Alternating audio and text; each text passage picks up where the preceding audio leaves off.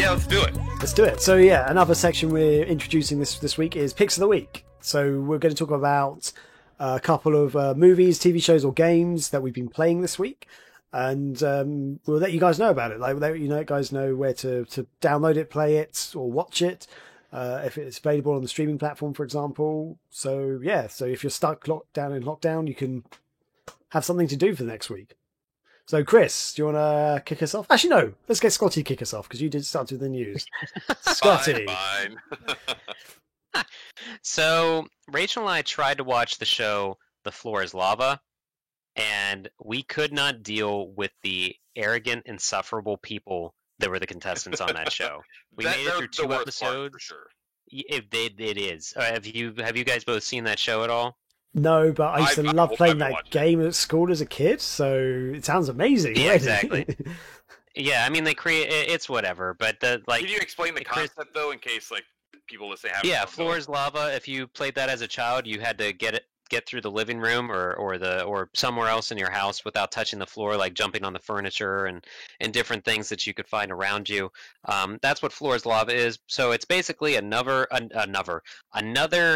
form of MXC, which was another form of American Gladiators. So it's one of those things. It's an obstacle course where they take random Joe Schmoes and Jane Schmoes out of the world. The episode that had 3 dudes in American flag tank tops, the triplets, Chris, if you remember that, they were just douchebags. They tried so hard to be funny, and they were total douchebags. And so we're like, screw this, because we had heard on different podcasts it was a good show and whatever, and gave it two episodes. Like, nope, cannot. Like, there's probably literally 10 minutes of actual footage of them going through obstacle courses, because there's so much introduction of the dumb people and stuff. So it's whatever. So we were looking on Netflix though. We're like, there's got to be some other, like, we just want a fun, goofy show to watch in between other sitcoms and things. And lo and behold, they have the original from 1993 episodes of Supermarket Sweep. I don't know why it's on there, but we love it. It's so good to find these just like genuinely good people that they grab out of the crowds, like Price is Right and stuff. But the funniest part was the introduction, because I knew of this show existing. It might only be a US thing if you're not familiar with it, Graham. I'm not sure, but we used to have Supermarket Sweep in the UK as well, like a UK version. Okay, great. But they actually had to sweep the store. Yeah, we're very polite about it. Sweep them up first. But so our introduction, it's a collection. It's not like the whole series like they do. They'll grab old shows and put them together in a collection of a couple of seasons or something on Netflix. But no joke, we turn on the first episode, and the first thing that it's zooming in and out of the crowd and stuff, and it's like the first line that blasts from the host is, "Who's got the Doritos?" So we thought that was like the catchphrase of the show, but it's not. But it's like, who's got the Doritos? So if you had a bag of Doritos in the crowd, that meant you're the first pair of contestants, and it's like, who's got the Tide Pods or whatever, and you run down and you're the next person. So we've continued. We said that to each other like all this weekend. Who's got the Doritos? Because that's kind of like the dumbest phrase that might come out of a sitcom. You should just actually hide a bag of Doritos like behind your couch, and so next time she asks, you just lean over. I got them right here, baby. Yeah. It was, but that show is fun, and it's also dated because they talk about the different brands that like aren't around anymore, and they have these weird segments before commercial breaks, like, did you know that this cow is whatever character for whatever else? And it's like, that's vaguely related to supermarkets, so but and then they come back with factoids and stuff, but it's a fun, goofy 20-minute show to watch and just remember like way simpler times. But yeah, the original Supermarket Sweep, or Sweep. And the other thing I want to recommend, I started to talk to you guys about it, but I've noticed it's a 50-50 shot that people either are fans of the show, know exactly, and have been watching it forever, or they've never heard of it ever on YouTube. Good Mythical Morning is, if you haven't heard of it, it's basically 2 lifelong friends from North Carolina, and they just do a bunch of crazy stuff, from Will It Taco to Will It Super Milkshake to these different games. They have celebrities on. A favorite episode of ours is when they got Ben Schwartz on to guess Craigslist prices of things. And Ben Schwartz is just fun. But another great one is when they had Jack Black on and they would do Christmas carols in different genres. So of course Jack Black had to do the metal version of "Oh Holy Night," That sounds and things awesome. like that. I'll link with this picks that we have this new feature. I'll link certain things that people can check out in the podcast description. So I'll put in an episode that Rachel actually got me into them, and she uses this episode to get other people into because it's so ridiculous and fun. But they're just very upbeat and like genuine guys. Like they're Southern boys, so they've talked about how much they appreciate all their stuff and all their fame that they've had. And some of the things they do is just ridiculous. And they're two dads now, so a lot of times it's like, oh god, classic dad moment. A couple of episodes and things like that. But yeah, Good Mythical Morning is another just upbeat, fun, good time. And each of their episodes is like 15 minutes, so you could watch the episode of the day and not take up a lot of your time, or go down a rabbit hole like we've done before. But yeah, those are my picks. Supermarket Sweep. Hot take on that. It's a good show. And then Good Mythical Morning. Brilliant. Okay, Chris. Yeah. What are you, my friends? What are your picks of the week? So, Odin came to me, like, it was earlier in the week. He was like, hey, Dad, I want to watch a Wolverine movie. And I was like, okay, yeah, I know there's at least a couple of those. But then I started thinking, I was like, you know what? Like, if he's going to watch Wolverine, he'll definitely like the X-Men, too. And so I started thinking, I was like, what if we try to watch them in, like, chronological order?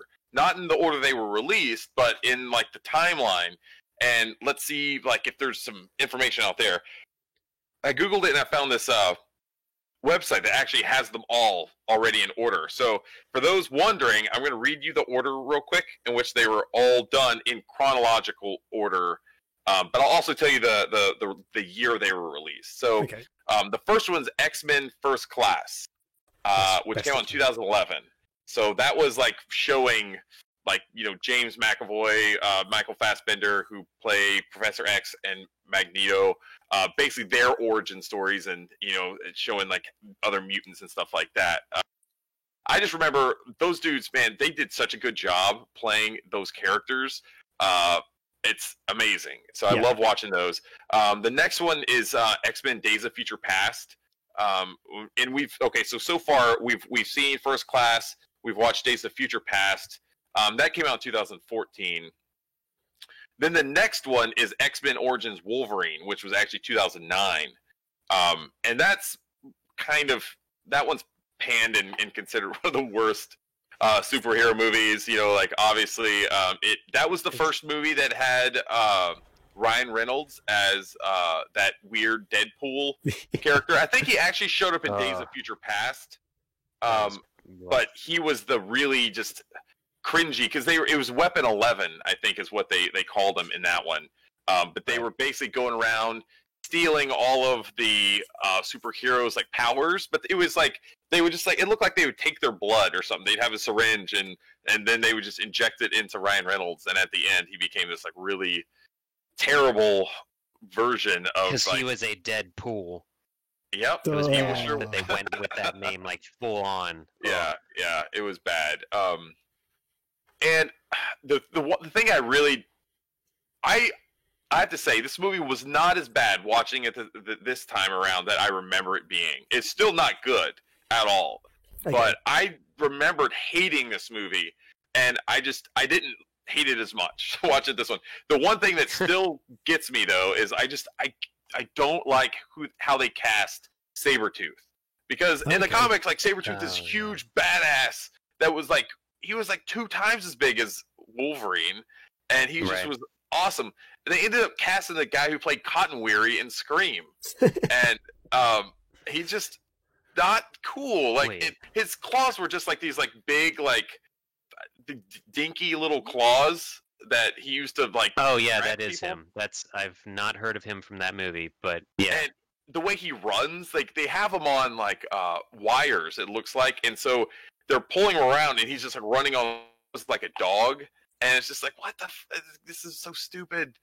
It leads to, like, the honest logic behind it. This was before Marvel movies were a thing. The X-Men movies, it was proof that they went with the name before the skills, because some of the Marvel movies have unknown names, but they're definitely better actors than some of the bigger names in some of the films. So like Right. they went that route instead of going with the talent, you know. Yeah. And he did a fine job, I guess, but you know, it's just he didn't really work with in that one. I don't think, but yeah. So Wolverines, we watched that a couple of days ago, and then today we watched X-Men Apocalypse, which that was released in 2016. And I hadn't watched it all. I'd seen a little bit of maybe like a third of the way through. So this was the first time actually sitting through and watching it, and I was actually pretty impressed. Like this movie's got awesome special effects in it. Like there's a scene towards the end when Magneto he's basically so overpowered in this because Apocalypse helps him magnify his power, I guess. But he's literally at the end like pulling all the metal from the earth, and like it's all and like cities are just fucking going to shit. He's pulling out like wreckage underwater and like pulling out minerals from the ground, and I'm just like, what is this? Like, there's like I've never seen anything. The only equivalent I can think of is like when they started doing that with these those Star Wars like video games. It was the one where you're like Vader's apprentice or whatever, Starkiller. Starkiller. And he can pull down fucking like these giant Star Destroyers, and he's just like using the Force and throwing around. It's like, okay, there's got to be limits to this, because if you don't, it just becomes silly. And I feel like that's what was happening with Magneto in this one. But overall, I thought it was actually a pretty decent movie. I hated how the makeup and costume for Apocalypse looked. It was just terrible. I wish they went with because if you go back and look, there is some like early test footage and stuff done of an actual alternate version of Apocalypse, and it looked more like what he did in the comic books. Okay. And he was awesome. I wish they would have went with that. And so that's where we stopped at as far as like where we're in our progress. So I'll just list down the rest of them and throw it to you, Graham. So after this one, it was actually Dark Phoenix. And that came out last year, apparently. I didn't watch that one. Apparently is the correct reaction. Yeah. I saw that I think I saw that on the plane going to see you guys in America for the Dreamcast Marathon last year. Oh, nice. Was it any good? I didn't hate it. It's not my favorite of the lots, but yeah, I didn't think it was a terrible movie. I watched it. I was like, oh, I'm enjoying this. It's enjoyable enough. Yeah. And I totally forgot that the guy from Ready Player One plays Cyclops in these movies. I completely forgot. I was like, hey, that's the dude from it's Wade from that movie. So yeah, Dark Phoenix 2019. Then it was the original X-Men, which was like started this whole thing off back in 2000. And then X2, 2003, X-Men Last Stand, 2006. And this is when we're finally doing some more jumping around, because the next one after Last Stand was actually Wolverine, the X-Men Origins Wolverine. So after... it's just called the Wolverine. So X-Men Origins Wolverine came out in 2009. Right. That was the one that was released after X-Men Last Stand in theaters. Like when we're just talking about release dates. Yeah, okay, yeah. The Wolverine, from a chronological standpoint, I know this is probably getting confusing, so I apologize. X-Men Last Stand, from a chronological story standpoint, comes, and then the Wolverine comes after that. But it didn't release after that. And then after you get through that, then you get the Deadpool movies, and then Logan. So I don't think I'm going to show him Deadpool, but I'm going to watch before I show it to him. I may see about the Deadpool 2, the PG-13 version, where they edit out a lot of. Oh, you haven't heard about that? It's amazing. No. They basically imagine. Are you a fan of The Princess Bride? Oh yeah.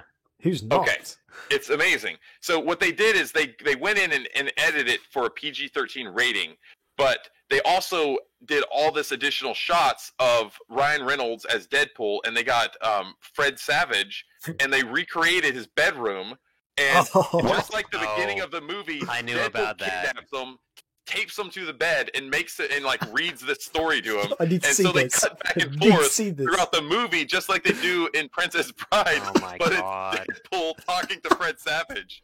It's That so sounds- hilarious. I need to see that. Right. It's I've That's heard about that. amazing. Yeah. That's And Oh so good. my god. I've not, but I'm gonna have to watch it before, Yeah. because I try to like obviously like those first two Deadpool movies are way out of They're rated R for a reason. exactly. So I'm not gonna let them watch those. So I'll see if the PG-13 one is okay-ish, but I'm not too sure. I don't want to give anything away for anyone who hasn't seen Deadpool 2, but am I correct in thinking that in the end credits they actually flash back to X-Men Origins Wolverine for one bit in like the end credits or something? Probably. I can't Maybe? remember. I can't remember. Okay, what happened. I feel like it ties into that because they made a big joke about him playing Deadpool. Oh yes, in that. yes. and they You're said- right. yeah, Yes, I know what the you're talking flash- about now. They do. Yeah. Okay. Probably, Cool. yeah. Yeah. So yeah, I don't really want to give it away or anything, but there's just like a couple of funny in jokes and stuff about that. I just really enjoyed. So I And then the wonder if- last one is Logan, which came out in 2017. But that's like the last right. of those movies, and I love that movie. It's so good. Oh, you've already seen it. Okay, good. I was going to say that it's one of my favorite superhero movies, but I was afraid that I'd hype it up too much for you. So No, I loved it.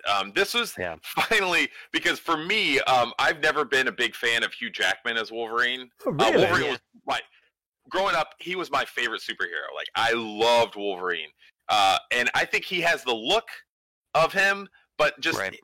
the grittiness and just like the Yeah. I don't know. It's missing. He hasn't nailed Wolverine's like personality, and I've always wanted that. he's too likable, basically. He just seems like in all of his movies, like he's just getting his ass kicked like most of the time. Right.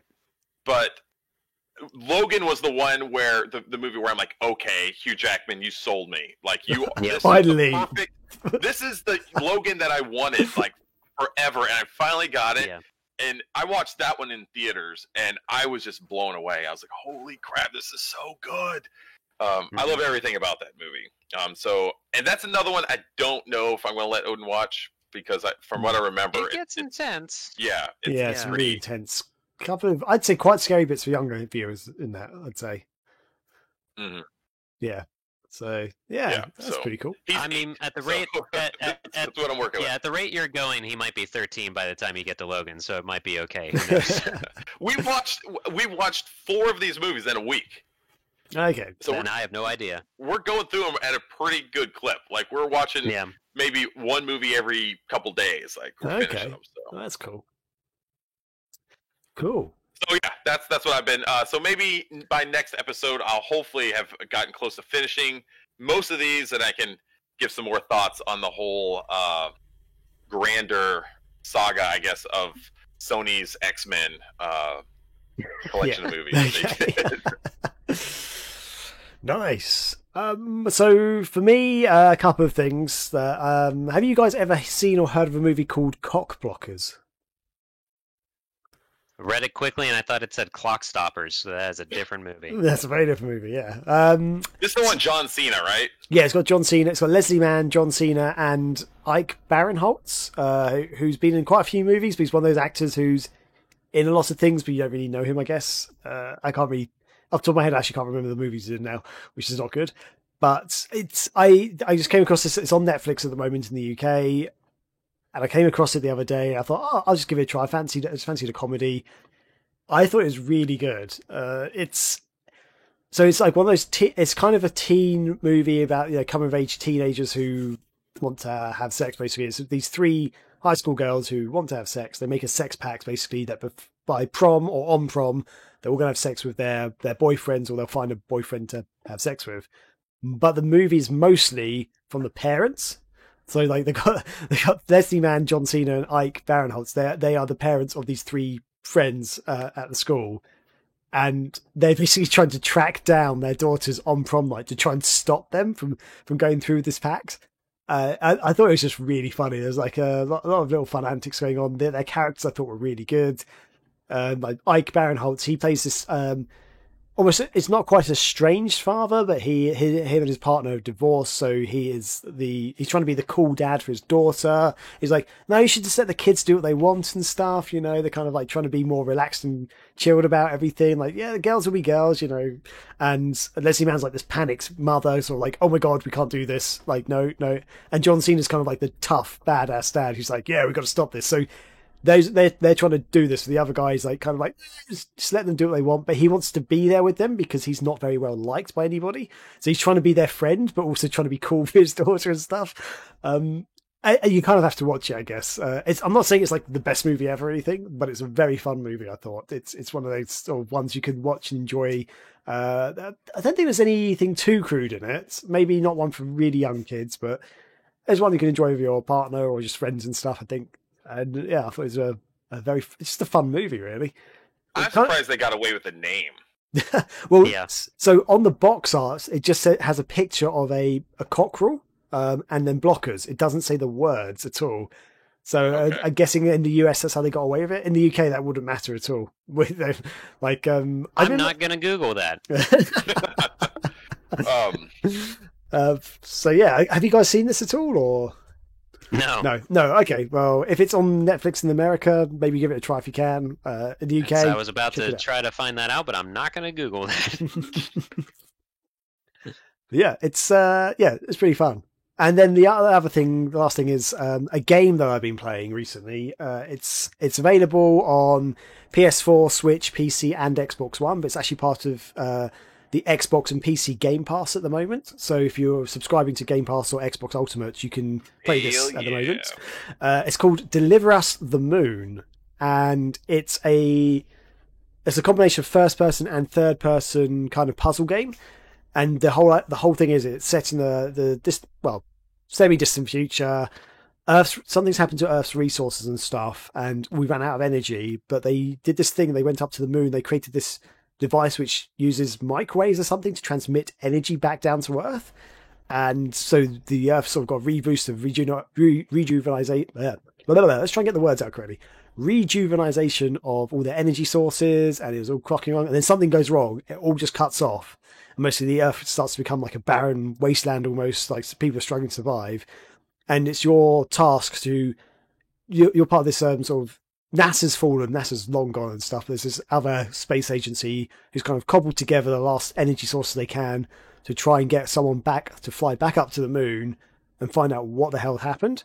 So you basically, the start of the game is you have to go into the ship and get to the countdown launch before this storm hits, because if the storm hits, it's all over. Basically, you won't be able to save the Earth, and it's really cool. Like I played a bit of the game. There's not much. There's not any action in terms of enemies or anything. I'm not sure if there will be, but you're sort of solving puzzles, especially like first person, like flicking switches. Like when you get onto the spacecraft, you actually have to physically flick switches in a certain order to get the spacecraft to launch, which I thought was kind of cool. And when you go up into space, you go up to like a space station to begin with, and there's zero gravity. So you're actually moving around in zero gravity. You're able to spin around completely. And it's kind of a cool sensation. And there's certain puzzles you have to solve at certain points in zero gravity. And I've just been enjoying it. It's kind of like one of those games that's like a lot of air of mystery about it. So you're kind of going through uncharted things. You're trying to work out what's happened to the space station, what's happened to the moon. Like I've got to the point where I've come off the space station. I'm actually just on the moon now. And there's a vehicle driving bit, and it's actually like I was actually kind of like, this is cool. You actually get to go in a vehicle and drive around the moon a bit. That I just literally got to that bit, so I haven't actually driven that far. But it says there's a few. Cool. Says there's a few different vehicle sections in it, so I'm interested, and yeah, I've just been really enjoying it. I'm really getting into these kind of games where it's not all action and stuff. It's more, a bit slower paced. Although there's been a couple of intense moments. There's one bit where you're in zero gravity and you have to actually move really quickly. I won't ruin that for anyone who wants to play it, because I thought it was a really good intense moment in the game. So yeah, does check it out. have an overall? How's the atmosphere? No pun intended. Is it like a creepy game? Is it like just sci-fi fun stuff, or what? It's more on the creepy side. I wouldn't say like it was not scary though. It's more sort of mysterious. Like you are around like an abandoned space station and stuff, and there are these there's these recordings of holographic scenes that have happened in real life. So it's almost like recording memories in a hologram form, and you can go back to where the hologram was originally recorded, like because they had these special suits or these little machines that can record holograms, and like you'll press play and like basically you'll have like a weird holographic print of like people talking and stuff. So you find out a bit more of what's happening and stuff, and why stuff might have gone wrong up there. But yeah, and it's also more trying to fix some things so you can get to the different parts and stuff. If that makes sense. Cool. Yeah. Have you played Soma? I have not. Okay, it sounds a lot like Soma, and that's one of my favorite games, so I might have to try this. Soma. Soma is creepy as hell, and survival horror. One of my favorite. Yeah. Okay. But it's sci-fi. Instead of on the moon, it's underwater. But yeah. Okay, cool. Yeah, so I will say there's no real survival horror in this at the moment that I've played. I don't know if things really change, but yeah, yeah. Sounds interesting. Yeah. Chris, have you heard or have you played this at all? Or I'm downloading it now. Okay. I've heard of it. I've never played it. Cool. Good job, Graham. Excellent. I've got one person to download. Did you say is it only on Steam? Is that what you said? No. It's available on basically everything. Switch, PS4, PC, and Xbox One. But if you've got Game Pass, you can get it on Game Pass for PC or Xbox. It's the first thing you said. I'm sorry. Yeah. So many options for people out there. I'll probably try that on the PS4. Yeah. So that's it for me, and I think that's basically it for the show. I hope people have enjoyed it. We're going to be doing different feature discussions each week. We're going to keep to some of the same stuff, but do some different feature discussions each week to liven things up, I think, and talk about more broader topics. So, for Scotty, for housekeeping and stuff, are there any streams coming up that we should know about at all? Always Phantasy Star Online 2 is on Mondays. Wednesday I missed out on the Knights anniversary, so I might play Knights instead of going through my Knuckles adventure. Lovely. I did miss out last week. I've actually taken a break the past 2 weeks because stuff's just come up the day of, so I apologize for anyone that was upset about that. But still had Thursday Night Throwdowns happening. But pretty much Monday, Wednesday, Thursdays are the streaming days, so just keep an eye on our Twitters and Twitch for that stuff. Awesome. And Chris, any big news coming up or anything? Well, I'm going to be getting a review copy of Panzer Paladin this week, and it actually to relate it to Blaster Master, it's actually a lot like Blaster Master, where you're in this big mech. It's a scrolling thing, just like Blaster Master, but you can get out of the mech, and you're like a little guy running around. You can shoot. You have like a little sword. But there's just lots of awesome like combat combos and other things like that. It's a really cool looking game. I played it at PAX East, and the demo was really good. I really enjoyed it. But they released a trailer a few weeks ago, showing that there's also like a pixel editor in the game where you can go into a menu and you could draw like on a little pixel thing. Your own weapons, and it will import it into the game. And so say you wanted to create, like, I don't know, a giant hot dog, and it's not what I was thinking, but you're close. Well, okay. You can make that, and then it'll actually be used as like a weapon in the game. And so cool. I've never seen something like that on this style of game, where it's kind of like an 8-bit style, maybe 16-bit, I guess.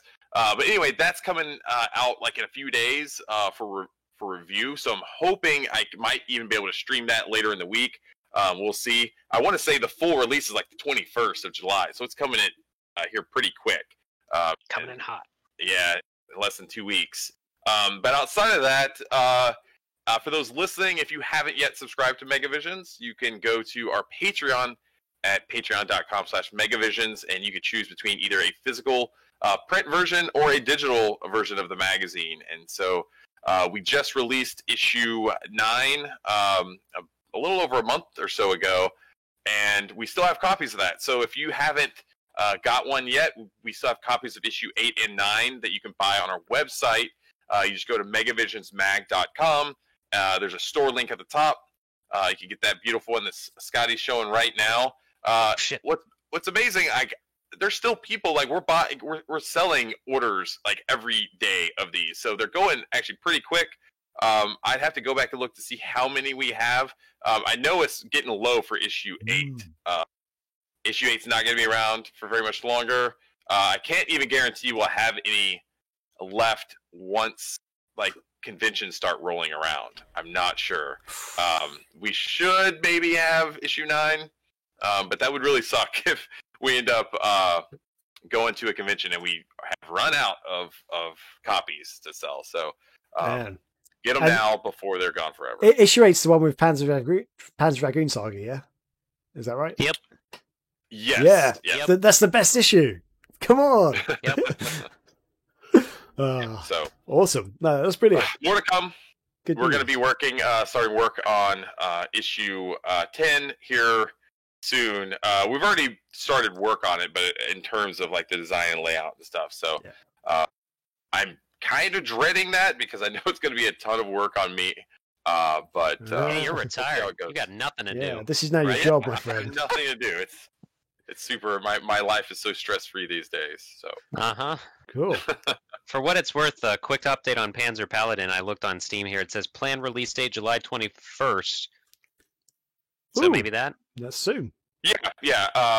It's going to be out the 21st. I think you guys will like it, especially. What we should do is have a night where we all try to play it, and just see how we like it coming off of Blaster Master. I think that would be kind of a cool thing. So awesome. maybe not this next one, the one after that, we should all have had time to maybe play it if you guys are interested. Yeah, for sure. And so if anyone is watching or listening and you are interested, you can show your support for Megavisions and subscribe to us on Patreon. It's patreon.com/Megavisions. We have a physical magazine. We also got the digital version. So yeah, if you're not into your physical stuff, you can get the digital version and read it on your favorite device straight away.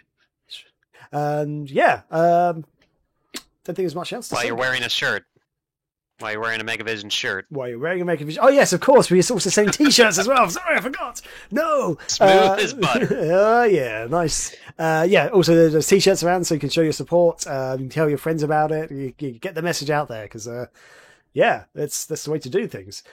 Where do they go to get those shirts, Graham? Where do they go? Megavisions.com? TeePublic. TeePublic, I don't know. It is, I think. I could be wrong. Give me like 5 seconds. It is TeePublic. Sorry, for some reason, yes. If you go to TeePublic, just go to tpublic.com, search Megavisions, and you'll find us. Embarrassingly, I should know that because I uploaded a lot of the designs there.